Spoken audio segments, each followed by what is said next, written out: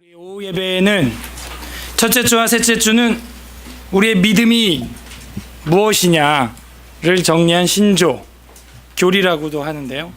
웨스트민스터 신앙 고백을 우리가 정리를 해서 보고 있습니다. 왜냐? 장로교인이라면 임직을 하건 사역을 시작하건 목회 안수를 받건 교회를 개척해서 시작을 하든 뭘 하든지 간에 우리의 신앙은 웨스트민스터 신앙 고백서에 기반을 두고 있다라는 말을 흔하게 하게 되고, 우리 총회 홈페이지에 올라가 보시면 아시겠지만 거기에서도 쉽지 않게 함께 수록되어 있는 것을 찾아볼 수가 있습니다. 그래서 여러분 세례 받을 때 다 이걸 고백해요.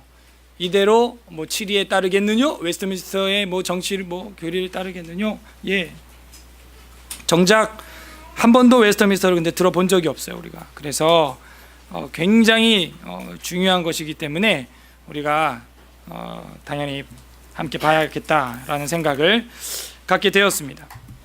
그래서 1강을 놓치신 분들은 녹화된 게 우리 DS 파일 서버에 올라가 있으니까요. 복습을 열심히 하셔야 돼요. 열심히 안 하면은 뒤에 거 뭐 진도 아무리 잘 나가도 복습을 안 하면 앞에 걸 모르기 때문에 다 잊어버리게 됩니다. 그래서 우리에게 필요한 거는 복습입니다. 근데 이제 대복습을 너무 많이 하다 보니까 시간이 많이 가서 이제는 대복습은 처음부터 하는 거는 못할 것 같고요. 이제는 복습을 어떻게 하냐? 이 전번 것만, 이 바로 직전, 이 앞에 것만 가지고 이제 복습을 우리가 하도록 하겠습니다. 지난 시간에 2주 전이어야 하는데 이 5월이 5주간이 있었어요. 그래갖고 첫째, 넷째 주에 사실은 우리가 이걸 보는 건데 다섯째 주까지 있었단 말이죠. 그러니까는 넷째 주하고 아니죠. 첫째, 셋째 주 보는 건데 셋째 주하고 넷째 주, 다섯째 주하고 오늘이에요. 그러니까 이게 엄청나게 쉰 거예요. 지금 3주 가량 쉬어서 이 직전 것이 무슨 내용인지 잘 기억이 안 날 겁니다. 오늘 몇 항이 나가야 될 것 같아요? 8항. 1장 8항이고 다음 주 9항 10항 하면 1장 끝납니다. 벌써. 그래서 굉장히 진도를 작년보다는 빠르게 지금 나가려고 하고 있고, 빠르게 나가려다 보니까 이 단기간에 불과 뭐 50분 만에 1시간 만에 이걸 나가는 게 참 쉽지 않아서 제가 이번부터는 PT도 준비하고 있고, 이 PT를 준비해서 프레지로 준비를 하는데 이렇게 하면은 더 좀 기동성 있고 신속하게 진도가 나가는 걸 제가 느꼈어요. 그래서 필기는 여러분이 알아서 하시는 거예요. 제가 예전에는 밑줄 어디 쳐라, 뭐 어디 뭐 메모해라 이렇게 했는데요. 여기 다 메모가 이제 뜨지 않습니까? 그 색깔 제가 노란색은 조금 중요한 거고 완전히 진한 빨간색 이런 건 정말 중요한 거고, 그렇게 여러분도 생각을 하시고 관주도 그렇게 찾아서 성경 구절 말이죠. 관주를 해 놓으면 되겠습니다. 갑자기 컴퓨터가 좀 느려져 가지고요. 무슨 조화인지 모르겠네요. 네, 됐어요. 네. 자, 이거 뭐 대복습 못합니다. 우리의 신앙의 뿌리는 구약, 줄기는 신약, 뭐 가지는 신학과 우리의 신학이다. 이렇게 이야기를 했고, 그 다음에 이게 수심과 같이 뼈대와 같은 것이 교리다. 이제 그런 이야기를 했죠. 그래서 우리가 이 이야기는 다 못하고요. 아이고, 이게 화면이 멀어가지고 저도 컨트롤하기가 쉽지 않네. 자, 쭉 넘어가서 108 슬라이드가 어딨죠? 지금 몇 번이에요? 120?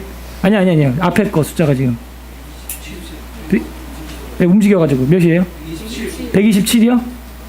이게 제가 모니터가 없으니까 128? 108까지 가야 돼 지금. 열쇠 모양 뭐죠? 정확해요. 예. 제가 이걸 한 덩어리로 만드는 이유가 있어요. 자르지 않고 한 덩어리로 만들어서 1장하고 딱 하고 이제 2장 넘어갈 때는 또 이제 한 그림으로 하고 이제 이러려고 좀 약간은 무식하게 서치를 해서 해야 됩니다. 어쨌든 이제 오늘 지난 시간 거부터 복습을 이제 하겠습니다. 지난 시간 그러니까 6장, 7장 것만 하겠다는 거예요. 1항부터 5항까지는 했으니까 이 6항이죠. 그래서 6항하고 7항만 복습을 하는데 복습이었죠. 이게 제가 전진이 안 돼 있었어. 그러니까 안 보이는 거예요 이게. 성경의 충족성과 성령의 내적 조명이 이제 복습이었죠. 하나님 자신의 영광과 인간의 구원, 신앙과 생활에 필요한 모든 것에 관하여 하나님이 가지고 계시는 모든 계획은 성경에, 근데 이거 16대 9가 아닌데요 지금 화면 비율이, 그죠? 4대 3인데요. 모든 계획은 성경에 분명하게 기록되어 있거나 아니면 선하고 적절한 논리에 의하여서 성경에서 연역될 수 있다, 이렇게 되어 있죠. 성경 안에는 모든 계획 분명하게 기록이 되어 있어서 선하고 적절한 논리에 의해서 그 원리만 잘 풀어내면은 연역될 수 있다, 추론될 수 있다는 거예요. 원리 하나만 알면 우리 삶의 모든 영역에 적용을 할 수 있다, 그런 이야기죠. 아니면 선하고 적절한 논리에서 연역된다는 말이 바로 그런 이야기입니다. 적용을 여러 가지로 할 수 있다는 거죠. 그러므로 이 성경에다 성령의 새로운 계시에 의해서든지 혹은 인간들의 전통에 의해서든지 아무것도 어느 때를 막론하고 더 첨가할 수 없다. 더 첨가할 수 없다 하는 것이죠. 그러나 말씀으로 계시되어 있는 그러한 것들은 구원론적으로 이해하는데 하나님의 성령의 내적 조명이 필요한 것은 우리도 인정한다. 지금은 성령의 직통 계시나 새로운 계시, 성령의 이런 건 없어요.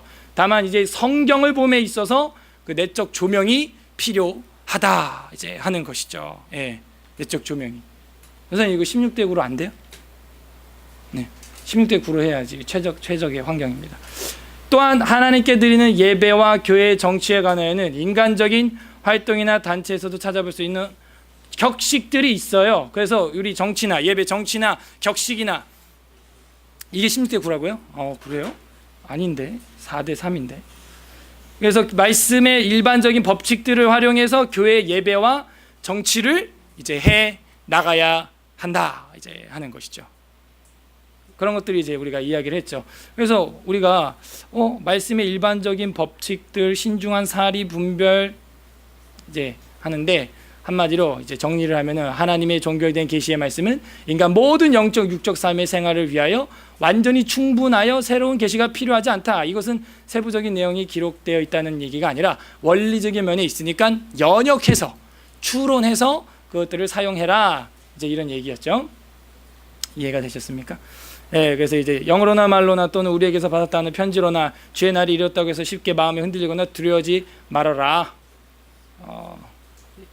이미 기록이 돼 있으니까 또 새로운 영어로 뭐 주님이 일어났다 뭐 그런 소리 듣지 말라는 거예요. 천사가 와서 다른 얘기를 해도 그건 듣지 말라는 거예요. 기록된 거 외에 다른 새로운 건 없어요. 그런 사람들이 있으면 그건 다른 복음인데 다른 복음을 전하면 저주를 받을지어다 한다는 것이죠. 그리고 인간 전통도 말이죠. 전통을 따라가는 걸 예수님이 뭐라 그랬죠? 바리새인 서기관들이 이 손 씻는 전통이 있는데 너네 전통 따라간다고 사람의 계명으로 교훈을 삼아 가르치니 나를 헛되이 경배하는 것이다. 그러니까 전통을 따라갈 것이 아니라 말씀을 따라가라 하는 것이죠. 그래서 성경에 있는 거 외에 더하지 말고 제하지 말아라. 이제 그런 겁니다. 복습이니까 이제 빨리빨리 넘어갈게요. 조명은 뭐냐 그러면? 아니 성령의 새로운 계시는 없다며. 성령의 새로운 조명은 뭐냐 이거예요. 성령의 내적 조명은 뭐냐 이거예요. 예, 성령의 새로운 계시는 언제 필요했어요? 성경이 기록될 때 필요한 것이었고요. 성령의 내적 조명은 언제 필요한 거예요? 그 기록된 말씀을 깨닫기 위하여서 필요한 것이 조명인 것이죠. 조명이 뭐라 그랬어요? 영감과 다르다 같다. 다르다 그랬죠. 오늘 파트에도 이제 8항에도 영감이 나오기 때문에 잘 알아야 됩니다. 하나님의 인간들에게 전달하고자 하는 구원에 관한 계시를 성경 저자들로 하여금 그 기록에 있어서 오류가 없도록 그에게 입혀진 성령님의 초자연적인 감화를 영감이라 그러는 거예요. 그러니까 여러분이 오늘 나에게 성령의 영감이 있었다 그런 말은 쓸 수 없는 것이죠.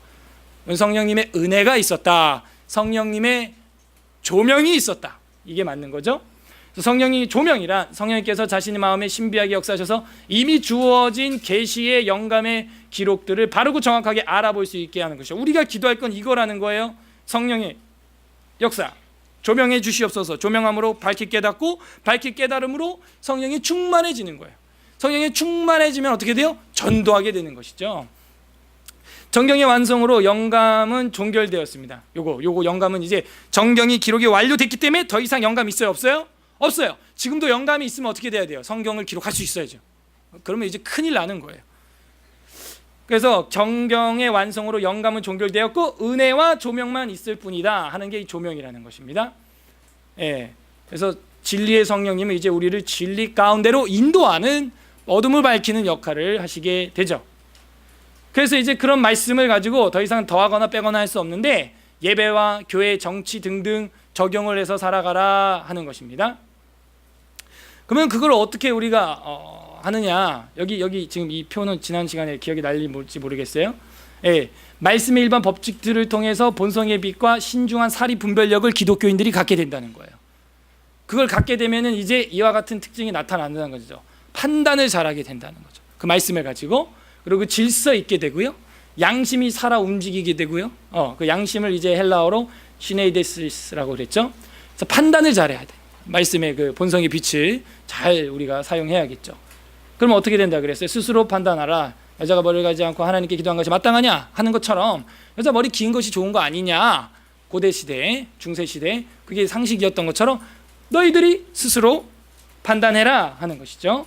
그 다음에 질서가 있어야 됩니다. 모든 것을 품위 있게 하고 질서 있게 해라 하는 것이죠. 이게 하나님의 계시의 조명을 받은 사람들이죠. 그 다음에 양심, 이게 본성의 빛이라고 하는 것인데 하나님이 다 든 거예요. 믿음과 착한 양심을 가져라. 어떤 이들은 이 양심을 버렸고 그 믿음에 관해서는 파선하게 되었다, 망가지게 되었다 하는 것이죠. 이 앞에 불 꺼야 되는 거 아니에요? 제가 자꾸 여기도 밝아가지고 최적의 환경이 아니라서 죄송합니다. 예. 믿음과 착한 양심을 가지라. 어떤 이들은 이 양심을 버렸다는 거예요. 잘 보이죠? 양심 버렸으니까 어떻게 돼요? 믿음은 파선하는 거예요. 와. 그래서 우리가 뭘 잘해야 돼요? 양심이 잘 판단이 돼야 되는 거예요. 자기 양심에 화인을 맞아서 외식함으로 거짓말하는 자들이 될 수가 있다는 것이죠. 그럼 이제 화인 맞으면 그 스티그마라고 하는 불도장 맞으면 가는 거예요. 노예로 끌려가는 거죠. 노예한테 찍는 도장인데 양심이 살아있어요. 그래서 양심은 이제 시네이데시스라고 하는 헬라어인데요. 공통된 지각이 양심이라는 뜻이에요. 다 같이 공감되는 거. 도덕적인 의식, 양심. 그런 게 시네이도에서 나온 말이에요. 시네이데시스가. 그럼 시네이도가 어원인데 이거는 함께 본다, 마음으로 본다, 함께 알다 하는 거죠. 누구나 공감대를 얻어서 교회 정치와 예배와 치리를 해 나가야 한다는 거죠. 그게 이제 그 시네이데시스라는 거예요. 그래서 이런 것들이 우리 교회 안에 충만하기를 간절히 바랍니다. 그래서 이 말씀의 일반 법칙들을 따라서 본성의 빛과 신중한 사리 분별에 의하여서 예배와 교회 정치 등등 규칙들이 정해져야 한다 하는 것이었죠. 복습이 계속 진행되는데 성경에 그래서 명백성이 있다 그랬죠. 성경에는 있는 모든 것들은 그 자체가 한결같이 명백하다. 모든 사람에게 한결같이 분명하게 근데 받아들여지지는 않아요. 이게 무슨 소리냐? 성경은 명백한데 받아들이는 사람의 입장에서 그거를 명백하게 못 받아들일 수 있다는 것이죠.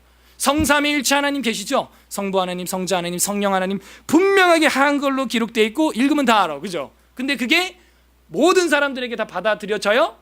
그러지 않는다는 거예요. 글씨는 명백하게 기록되어 있는데 모든 사람들에게 다 받아들여지지 않는 것들이 있대요. 예수는 하나님이래요. 명백히 기록되어 있죠. 명백해요. 명백해. 명백성. 그러나 그게 모든 사람들에게 한결같이 분명하게 받아들여지지는 않는 것이죠. 이런 차이가 있는 겁니다. 그러면 받아들이지 않는 사람들에게 어떻게 해야 돼요? 그렇지만 구원을 알기 위해서는 알아야 하고 믿고 지켜야 될 필요가 있는 것들이죠. 그래서 성경 안에 여러 곳에 아주 분명하게 제시되어 있죠. 밝혀져 있기 때문에 유식한 사람뿐만이 아니라 지식이 없는 사람일지라도 통상적인 방법을 사용하면은 그것들을 충분히 이해할 수 있다 없다? 있다 그랬죠. 그래서 이 통상적인 방법이 뭐냐 이제 이런 것도 봤는데 이 본문들은 뭐예요? 받아들여지지 않았던 사람들, 어려운 것이 덜어 있으니 무식한 자들, 구세지 못한 자들은 억지로 스스로 풀다가 멸망에 이르게 된다는 거야. 예. 아무한테 다 받아들여지지 않는다는 거예요. 이게 무슨 말이냐? 이 말씀은 어렵도다. 누가 알아들을 수 있으랴? 예수님 말씀을 이해 못한 회중들의 반응이죠. 무슨 말씀이냐 하고 이런 못 알아듣는 사람들이 있다는 거예요. 그래서 소동하게 하고 오해해가지고 데모를 일으키고 뭐 이런 장면들이 있었죠. 그래서 우리가 통상적인 방법을 사용을 하라 이랬죠. 그게 뭐라 그랬어요? 통상적인 방법. 다 전설이 됐죠 벌써. 톱니바퀴, 뭐 평행본문 비교법이 있다 그랬죠. 열왕기서와 역대기서가 이제 하나로 흘러가잖아요. 마태, 마가, 누가복음이 하나로 흘러가죠. 그래서 병행사복음서 이런 책을 여러분 도움 받으면 좋다 그랬죠. 마태, 마가, 누가복음이, 요한복음이 한 장에 다 있어. 그러니까 딱 비교가 돼요. 그 다음에 뭐 이런 거 사무엘 열왕기서 평행대조 집이 구약도 있다 그랬습니다. 그래서 열왕기 역대기 사무엘서를 한눈에 딱 비교해 볼 수 있어요. 이러면은 한 권만 봐선 몰랐는데 비교해 봄으로써 이해가 되는 방법, 이게 통상적인 방법이라는 거예요. 그 다음에 역본 비교가 있다 그랬어요. 역본 비교는 뭐냐면 다양한 번역본들을 비교해 보는 것이죠. 비교해 보면은 여기 뭐가 다른 번역에는 여기 빠졌네, 그래서 보충하고, 그래서 이런 프로그램, 컴퓨터 프로그램인데요, 바이블웍스나 디럭스 바이블 이런 걸 사용해서 역본 비교 방법이 통상적인 방법. 주석 자료, 뭐 칼빈, 매튜엘리, 박윤현 목사님이 쓴 주석들을 해석설이죠. 설교라고 볼 수도 있겠어요. 그런 것들을 이제 보면서 이 본문은 이런 의미였구나라는 거죠. 신주에도 우리 지금 외민하고 있죠.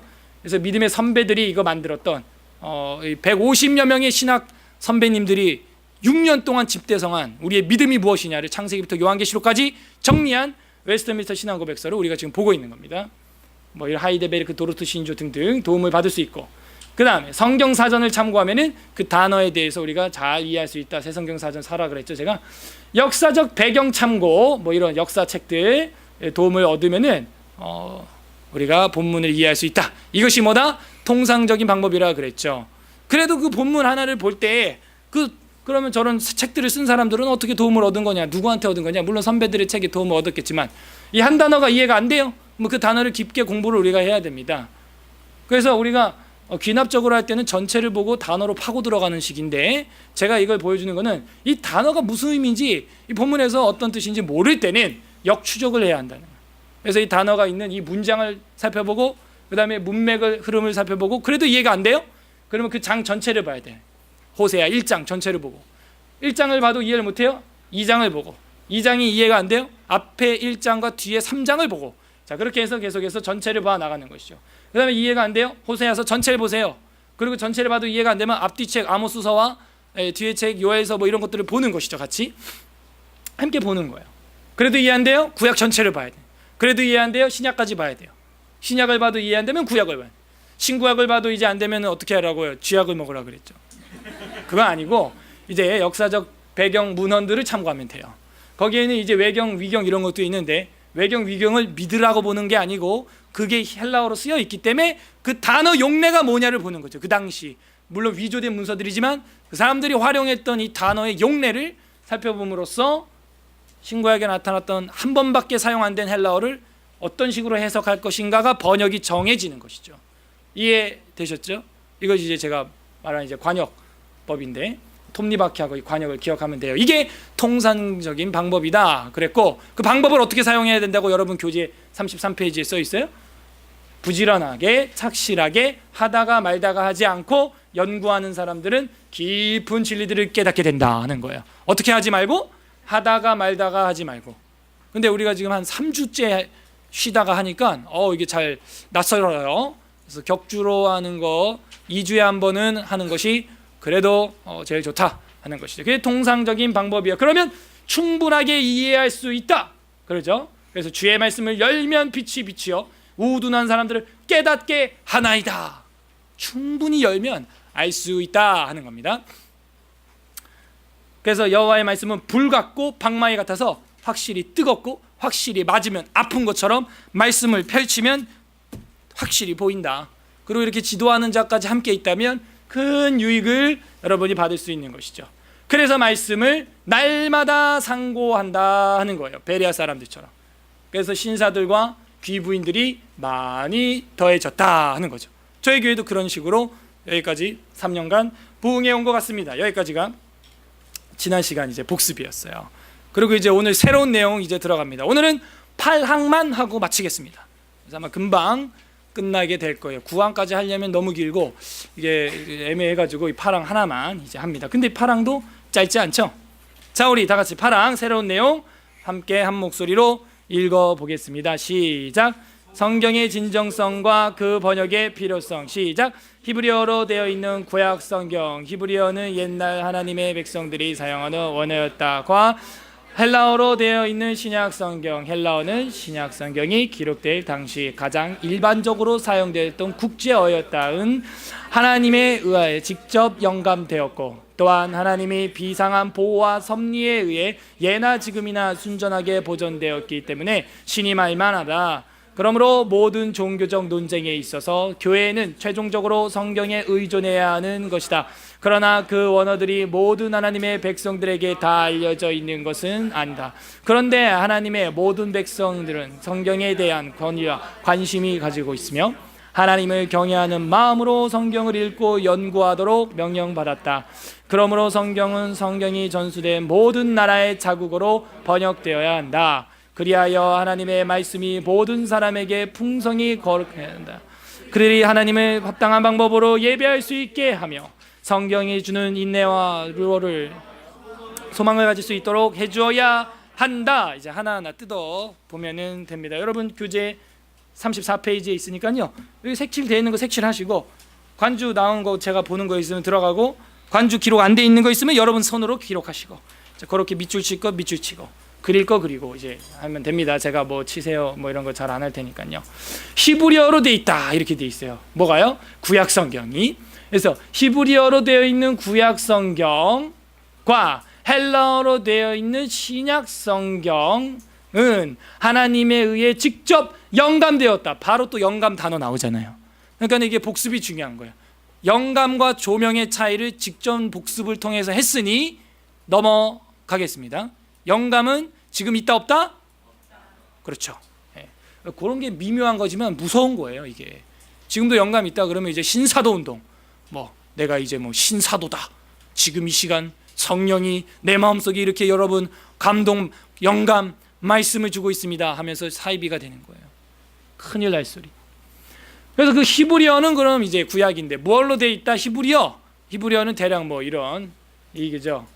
이거 뭐 창세기 1장 1절인데 베레시트 바라 그 이제 발음하는 것도 우리 언제 시간 내면 같이 알라베트 기메달레해 그 쉬워요. 그냥 ABCDFG 노래 외우셨으면 2절로 외우면 돼요. 알라베트 기메달레해 와우 자인 헤드 테드 요두 카플라메 맨눈사메 알페 자드 크푸 저는 그렇게 외웠어요.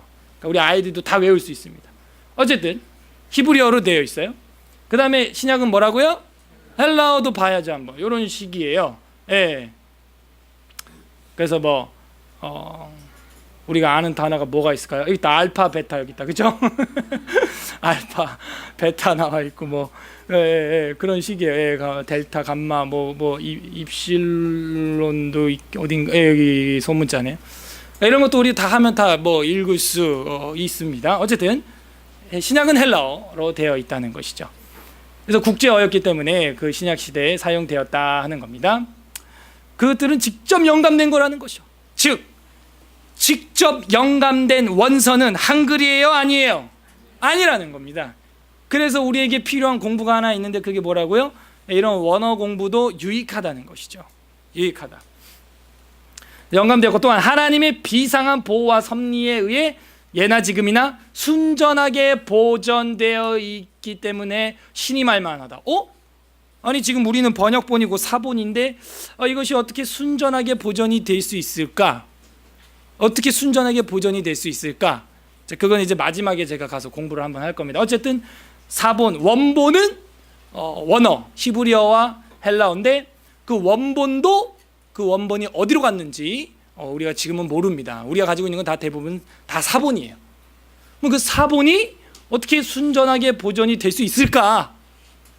과연 그런 사본이 있을까? 아니, 100% 보존된 사본은 없어요. 그러나 그 내용에 있어서 우리에게 정말 신임할 만한 역사적 근거를 가지고 있다는 거예요. 그래서 제가 이따가 보여드릴 거고.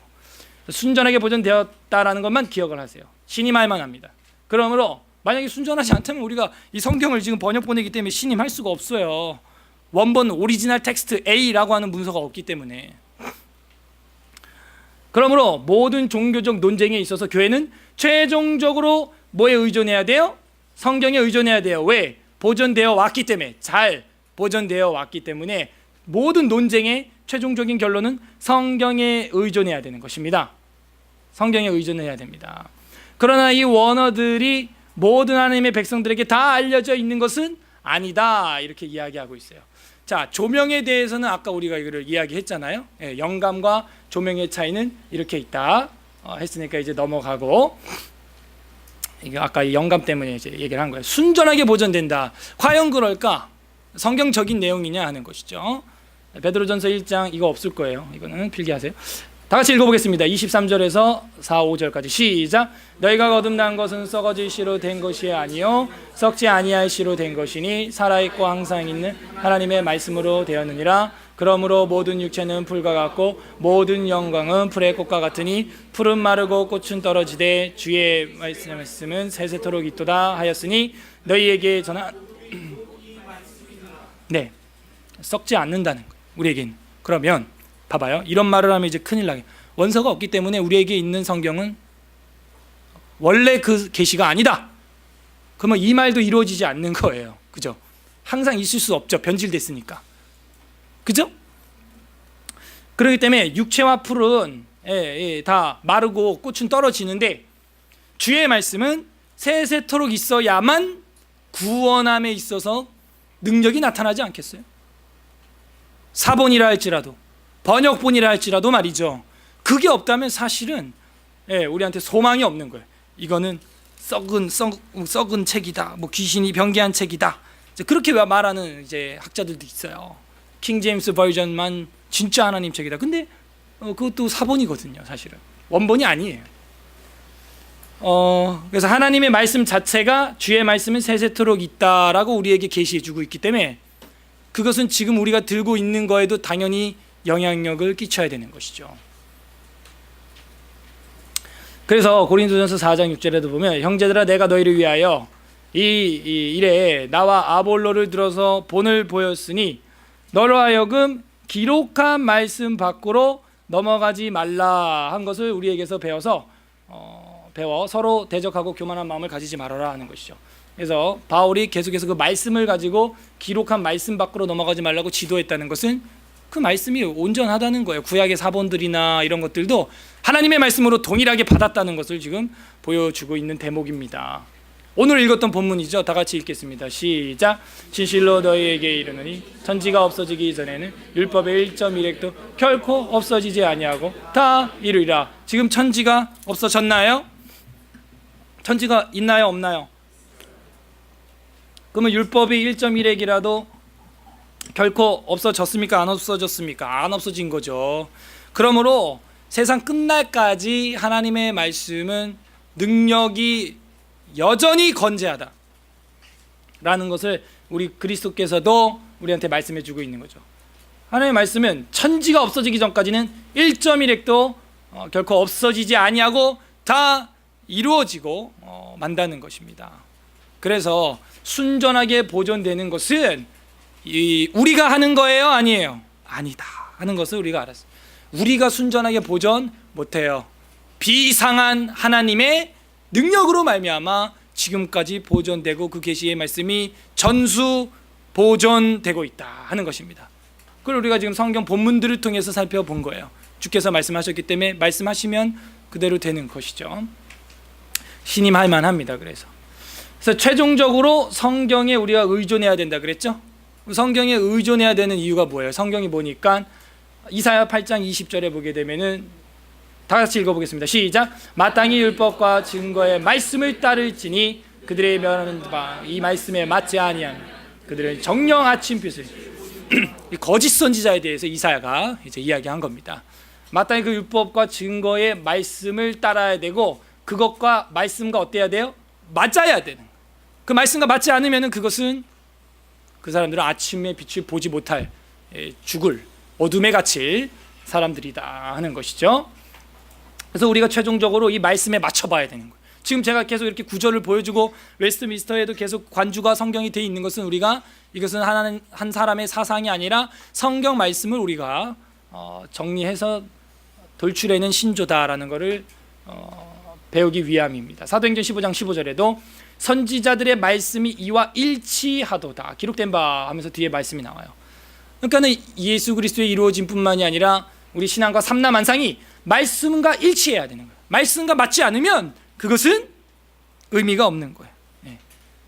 하나님의 역사가 아니라는 것이죠. 그래서 우리가 최종적인 모든 논쟁이나 신앙의 결정은 성경을 의존해야 된다. 그래서 제가 교회를 로컬 처치가 맞다, 교회 가까이 이사 가야 된다 할 수만 있다면, 그렇게 말하는 이유가 다 제 사상이나 생각으로 하는 게 아니라 성경을 비춰볼 때 맞다는 것이죠.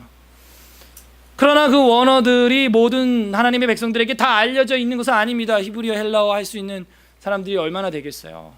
그런데 하나님의 모든 백성들은 성경에 대한 권리와, 여기에 빠진 내용이 있다면 뭐 성경에 대한 알 권리와 뭐 이런 거겠죠. 배울 권리와 뭐 이런 거겠죠. 권리와 관심을 가지고 있으며, 여러분도 관심이 많죠. 관심이 많아서 여기까지 왔어요. 권리와 관심을 가지고 있습니다. 하나님을 경외하는 마음으로 성경을 읽고 연구하도록 명령받았다 하는 거예요. 이거는 선택사항이 아니다라는 거죠. 읽고 연구하도록 뭘 받아요? 명령이에요. 명령. 읽어도 되고 안 읽어도 되고, 연구해도 되고 말아도 되고, 그런 선택사항이 아니라 읽고 말씀을 배워라고 명령을 했다는 거죠. 명령. 그 명령을 했다 그랬는데, 읽어라 연구해라. 성경을 우리가 보게 되면 신명기 31장 11절 없어요. 이거 필기하시고 다 같이 읽어보겠습니다. 시작. 온 이스라엘이 내 하나님 여호와 그 택하신 곳에 모일 때 이 율법을 낭독하여 온 이스라엘에게 듣게 할지니. 에스라 성경 강좌 가장 첫 시간에 보는 본문 중에 하나죠. 그래서 이거는 명령이에요. 명령. 낭독하여 듣게 해라. 무엇을? 율법, 하나님의 말씀을 말이죠. 그래서 성도라면 당연히 그 아버지의 사랑의 편지, 러브레터에 관심이 있어야 한다 하는 거죠. 그래서 읽도록 명령받았고, 연구를 하냐? 요한복음 5장 39절인데요. 요거는 있네요. 네, 다 같이 읽어보겠습니다. 시작. 너희가 성경에서 영생을 얻는 줄 생각하고 성경을 연구하거니와 이 성경이 곧 내게 대하여 증언하는 것이다. 그래서 성경을 너희가 연구한다라는 말이 나왔어요. 왜? 영생을 얻기 위하여 성경을 본다는 거예요. 그러면은 요 당시는 성경, 사본들 아닙니까? 사본들, 구약의 사본들, 이런 것들이에요. 그걸 예수 그리스도께서도 영생과 연관지어서 하는데, 그 영생은 곧 누구다? 나다, 나, 예수 그리스도라는 걸 이제 증언하시는 것이죠. 제가 좋아하는 말씀 중에 하나인데요. 에스라 7장 10절 다 같이 읽겠습니다. 시작. 에스라가 여호와의 율법을 연구하여 준행하며 율례와 규례를 이스라엘에게 가르치기로 결심하였더라. 제일 먼저 하는 게 뭐예요? 제일 먼저 하는 게 연구. 제일 먼저는 공부해야 되는 거예요. 리서치를 해야 되는 거예요. 스터디를 해야 되는 거예요. 연구하여 어떻게, 그 다음은 준행하는 거죠. 그래서 이론과 실천이죠. 준행하며 율례와 규례를 이스라엘에게, 그 다음은 티칭, 가르치기로 뭐 했어요?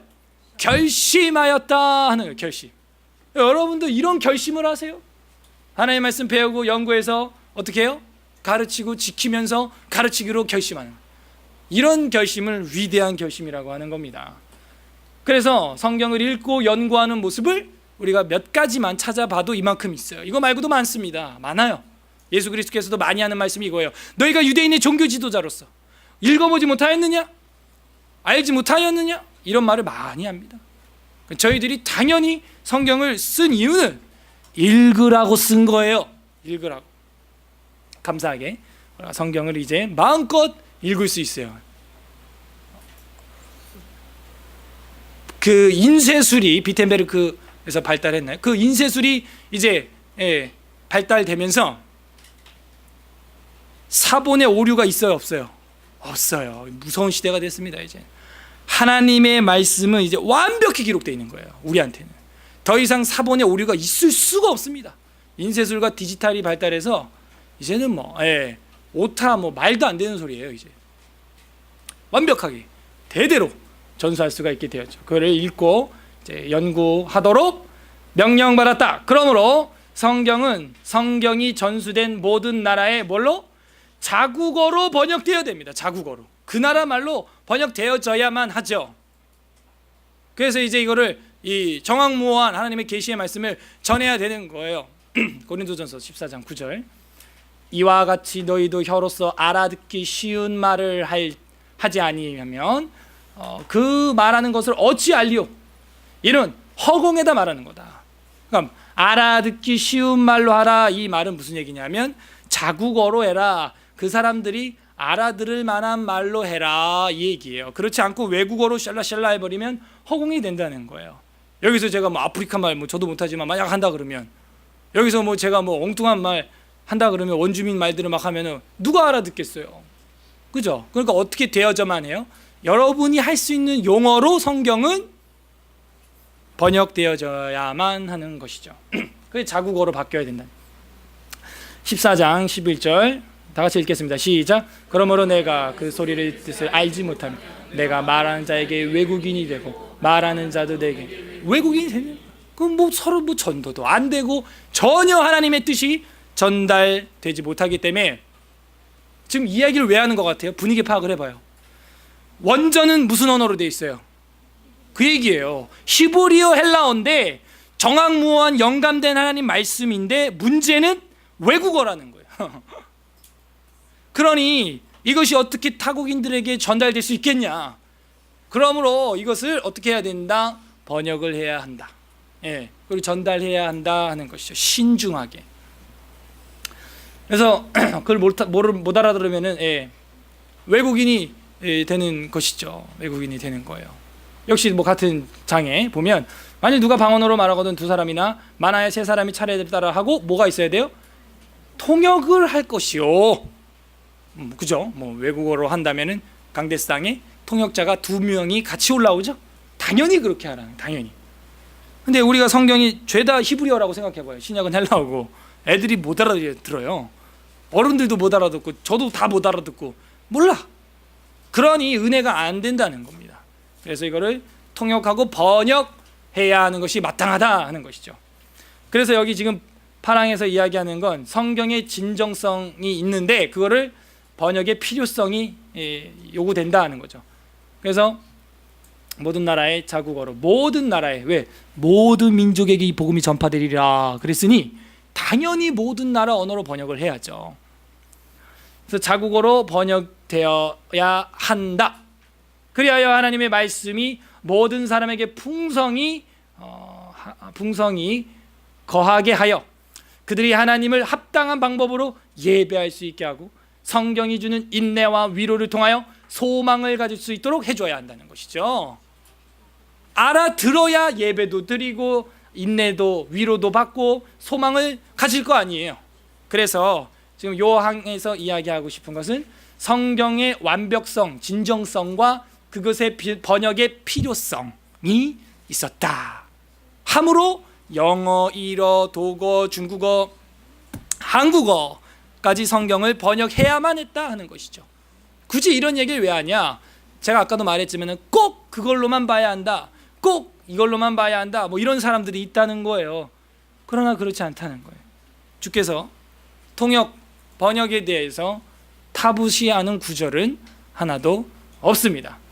자, 그러면 그 번역본이 어떻게 우리에게 오게 되었느냐? 그리고 그 번역본이 어떻게 우리가 신뢰할 만하다 아까 그랬는데 밑줄 친 게 어떻게 그 번역본이 순전하게 보존되고 우리가 그를 신임할 만하냐 하는 것이죠. 그 번역본 임에도 불구하고 그 이제 따져보는 거예요. 원래 원본이 있어요. 원본이 있었겠죠. 그거 이제 자식들 새끼를 친 게 이제 이 카피 번역본이 되는 것입니다. 그래서 원본은 이제 이 A라고 할 때 이게 이제 우리가 말하는 히브리어나 뭐 헬라어나 이제 그런 번역본이 되겠죠. 이걸 가지고 이제 B라는 사본을 만들게 돼요.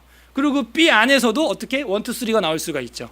1, 2, 3 안에서도 또 작은 ABC가 나올 수도 있고 기역 니은이 나올 수도 있는 거 아닙니까? C, D 자, 이런 식으로 이제 사본을 넘어가네. 사본을 이제 쓰게 된다는 거예요. 그러면 우리는 처음부터 생각이 뭐예요? 사본이 완전해요, 불완전해요? 완전해요, 불완전해요? 불완전하다.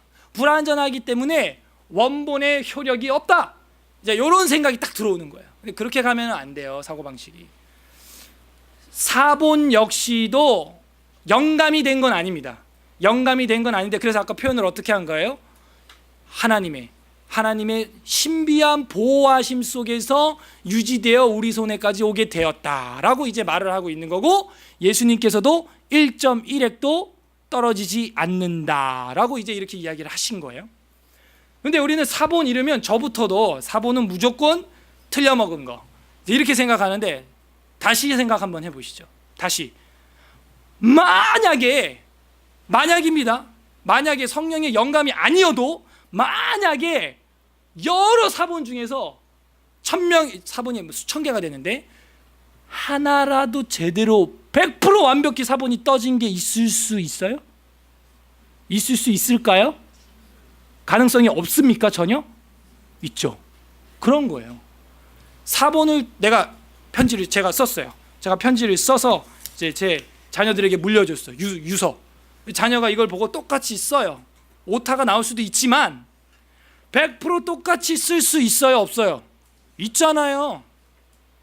있다고요. 사본도 100% 완벽히 똑같은 사본이 존재할 수 있다 없다? 있다고요. 이런 생각도 우리가 해봐야 된다는 거예요. 그러나 정밀하게 비교 대조를 해본 결과 오늘날 우리 손에 들어온 사본들이 전혀 오류가 없느냐? 그건 아닌 거예요. 뭐 그랬습니다를 그랬습니도 뭐 이렇게 할 수도 있고 그렇게 되는 거예요, 이게. 근데 그런 게 우리한테 치명적이에요? 그렇지 않다는 것이죠. 그렇지 않다는 거죠. 아니면 무슨 지역명이 오타가 날 수 있죠. 아니면 뭐 구약의 왕 이름이 시드기야인데 뭐 여호야긴으로 표기될 수도 있고. 치명적이에요? 그거 틀렸다고 우리 지옥 갑니까? 아니라는 거죠. 그런 것들을 모아보면 한 2-3페이지 정도 됩니다. 근데 그거는 뭐 예수를 믿어야 천국 간다 그러는데 현우를 믿어라 뭐 이렇게 돼 있는 그런 오타가 아니라는 거예요. 무슨 얘기인지 아셨죠? 예수를 믿어야 되는데 부처가 십자가에 못 박혀 죽었다 이렇게 쓰지 않았다는 거죠. 그러니까 그런 소소한 손상, 뭐 이렇게 양피지 두루마리에 있으니까 손상을 입었거나 아니면은 뭐 졸았거나 사본 뜨다가 뭐 그래가지고 먹물 튀겼거나 그런 정도는 있지만 치명적이지 않다 하는 거예요. 그래서 이런 구조를 우리가 알면요, 하나 실제 역사적으로 예가 있는데 발견된 예가 있는데 그게 뭐냐, 여러분 잘 아시는 사해사본이라는 거예요. 이 사해사본이라는 것은 그 사해, 그 이스라엘의 그 사해사본 주변에서 사해 지역 주변에서 사해사본이 발견됐는데 스토리는 이제 목동들이 양을 이제 잊어버려 가지고 양 잡으러 가는데 워낙에 이 넓으니까 그 양떼들을 이제 있는지 없는지 알아보려고 동굴로 이렇게 돌을 이렇게 던지면서 이제 다녔대요. 던져서 양 있으면 매 뭐 할 거 아니냐. 그런데 단지 깨진 소리가 나는 거야. 돌을 던졌더니 쨍그랑 들어가 봤더니 대거 엄청나게 많은 사본들이 막 그 항아리 안에서 발견이 됩니다. 그게 1947년이에요. 1947년에 그 사해사본이 발견이 되었어요. 겨울에. 근데 보니까 고고학자들이 보니까 이게 대략 한 2000년 전인 거예요. 2000년 전 문서인 거예요, 이게. 1947년으로부터 2000년 전이면 대략 언제예요? 그리스도 시대죠. 그래서 그 사본들이 구약들이 이제 대부분이고 뭐 외경도 있고 위경도 있고 뭐 그래요. 근데 구약 성경들이 발견이 됐는데 오늘날 우리가 지금 현대 그 당시 현대는 47년이죠. 1900년도에 그 당시 우리가 그 당시 성경이 뭐 지금 성경이죠. 인쇄술은 그 이전에 발달했으니까요. 우리가 지금 현재 가지고 있는 성경과 2000년 전에 그 사해사본이 비교를 해보니까 전혀 차이가 없다. 이런 결론이 나온 거예요. 그러니까 우리가 지금 현재 들고 있는 사본이라고 할 수도 있죠. 이 성경이 몇 년 전 사본이랑 거의 차이가 없다고요? 2000년 전이랑 거의 차이가 없다면 그 2000년 전에 쓰여졌던 그 사해 원본이에요, 사본이에요? 예, 사해사본을 B라고 봅시다. 원본은 지금 없어요. 망실됐어요. 그 사해사본 B라고 하는 그 사해사본이 원본과 틀릴 확률은 몇 년이에요? 2000년 이상 차이가 난다는 것이죠. 이해하시고 계세요? 그만큼 신중하게 기록됐다는 거예요. 엄청나게 신중하게 기록되는데 제가 이제 보니까는 히브리어 성경은 기록이 다 된 다음에 두루마리 끝에다가 숫자를 딱 써놔요. 숫자가 뭐냐? 알파벳이에요. 알레베트 기메달레 해가 숫자입니다. 걔네들은 또 문자이면서 숫자로도 써요. 그래가지고 그 사본을 쓴 다음에 그 구절 그 장에 숫자가 있겠죠. 숫자 값이 나오겠죠. 알파벳이 숫자니까. 이해하고 계십니까? 그 알파벳이 숫자가 값이 다 있기 때문에 그 예를 들어 창세기 1장에 숫자 절대값이 있겠죠. 절대값이 있단 말이에요. 그래서 그 1장의 절대 수치를 끝에 기록을 합니다. 꼭. 그래가지고 사본을 다 이제 서기관이 쓴 다음에 이제 숫자 통계를 딱 냈는데 안 맞아, 숫자가. 그러면은 그 일일이 다 찾을 수는 없지만 어딘가에 오점이 있는 것이죠. 그래서 그 숫자 계산이 안 맞으면 그걸 어떻게 해요? 통째로 폐기를 하는 거예요. 그런 식으로 사본을 떴기 때문에 정황무효하다는 거예요. 사본도 정황무효할 수 있다는 거예요. 그런데 디테일하게 들어가면은 약간의 깨진 부분들이 있다는 것이죠. 그렇게 검수를 했음에도 깨진 부분이 있다는 거예요. 그런데 치명적이지 않다는 것이죠. 이것을 두고 예수 그리스도께서나 혹은 우리 성경에서 아까 본 것처럼 세세무궁토록 주의 말씀은 있다. 풀은 시들고 꽃은 떨어지지만 주의 말씀은 세세토록 있다. 그게 언제 더 확정이 되냐? 인쇄술이 발달하면서 최초로 찍어낸 책이 바로 성경이에요. 성경. 그래서 이제 이 인쇄술 때문에 더 이상 오류는 없다. 이렇게 된 거죠.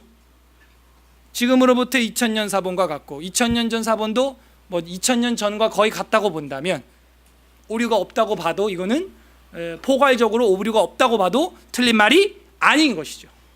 이해되셨어요? 이해. 좀 다들 좀 어려워하시는데요.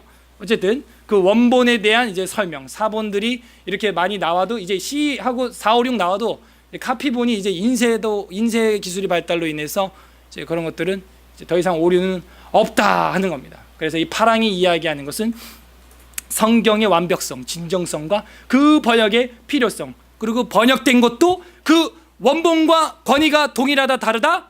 동일하다. 그럼 우리 인생에 있어서 뭐가 되어준다? 예배할 수 있는 것을 알려주며 인내와 위로와 소망과 영생의 구원의 복음의 메시지가 될 수 있다 하는 것이 여러분 뒤에 나오는 설명이에요. 36, 37, 38, 39 그 교재 페이지에 나온 거예요. 그 36페이지 하단에 보면 도표 1 있죠? 그게 이제 제가 방금 보여드렸던 그런 사본 경로 같은 거니까 집에 가져가셔서 한 번 더 보시면 되겠습니다. 자, 그러므로 우리가 해야 할 일은, 할 수 있는 일은, 우리로서 지금 현재 할 수 있는 일은 뭐밖에 없어요? 히브리어 헬라어를 공부하거나 아니면 아까 보여드렸던 그 톱니바퀴 통상적인 방법들을 풍성하게 활용하거나 아니면 관역 표시 그 해석 방법을 활용하면서 성경을 읽고 연구하고 관심을 갖고 살펴봐야 하는 것이죠. 그게 지금 1장 8항에서 이야기하고 싶은 거예요. 왜? 번역되었지만 권위가 동일하기 때문에. 그리고 이제 다음 주에 9항과 10항을 우리가 살펴보도록 할 겁니다. 자, 우리 한 절만 읽고 마무리하죠. 마태복음 5장 18절 오늘 본문인데요. 마태복음 5장 18절 다 같이 읽겠습니다. 시작. 진실로 너희에게 이르노니 천지가 없어지기 전에는 율법의 1.1획도 결코 없어지지 아니하고 다 이루리라. 아멘. 우리 이 시간 다 함께 기도할 때 하나님 아버지, 저희들이 한글로 번역된 성경, 우리 손에 쥐어져 있는 이 성경을 등하시했던 것이 있다면 아버지 용서하여 주시옵소서. 완벽한 성경과 번역의 필요성에 대해서 오늘 배웠으니 이제는 이 말씀을 완전한 하나님의 말씀으로 믿고 그 안에 나온 진리들을 완벽한 주님의 권위로 인정하며 이제는 그 완벽한 하나님 말씀을 읽을 뿐만이 아니고 예스라처럼 연구하고 준행하고 가르치기로 결심하는 우리 모두가 되게 하여 주시옵소서. 우리 그렇게 회개하는 기도와 결단하는 기도 다 같이 하고요. 다음 주는 이제 성경에 관하여 9항과 10항 하면서 마무리가 되는데 이 항이 마무리될 그 순간에 우리 마음속에 성경에 관해서는 누가 뭐라 그래도 변증할 수 있는 주의 종이 되게 해달라고 우리 다 함께 기도하겠습니다. 기도합니다. 하나님 아버지 감사드립니다. 세상에 푸른 시들고 꽃은 떨어지지만 주님의 말씀은